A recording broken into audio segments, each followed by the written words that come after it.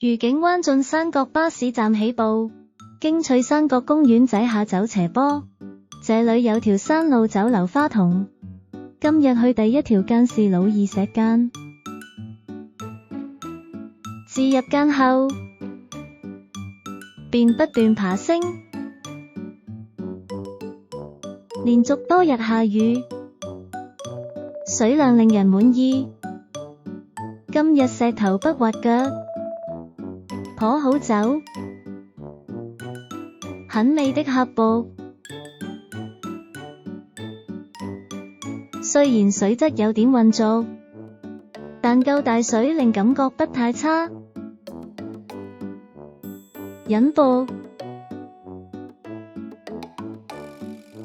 老二石澗伏流不絕，如不想正攀，可以走兩旁繞上，但若想正攀的話，就要有濕身的準備。續上數老二石澗，沒冷場。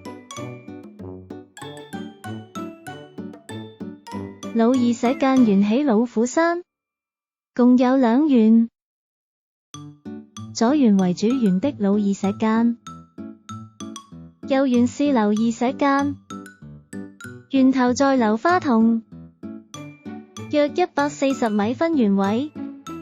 先來主緣的上緣望望，再橫移到右緣的流二石澗，剛入澗即見3層樓高的瀑布，可左側攀上，這裏要橫移到右邊，幸好石頭不滑腳，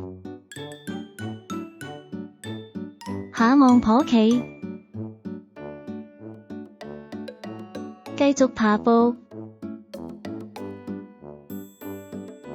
跟水轉右走，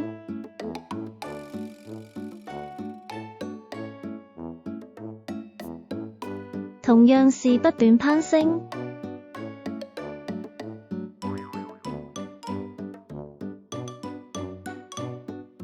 差不多離澗，澗道略為收窄，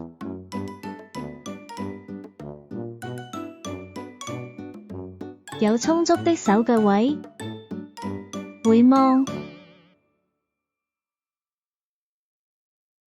不用出展，尚可通行。離澗接上啡路，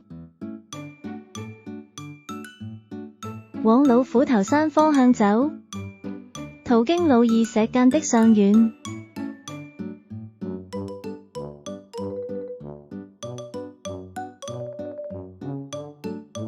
原本今日會走3條石澗，可是望到老虎頭山有霧，而且天文台預測即將有大雨，便取消下晝的行程，改經愉景灣水塘落山，經虎白石澗的下緣，便走下去望望。隊友說水有異味，便返回馬路，續往水塘。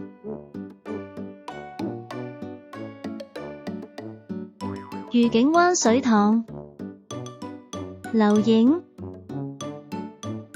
走水壩捷徑落山，接回愉景山道，回望水壩，途中又遠望虎白石澗的下緣，最後在海燕徑巴士站散。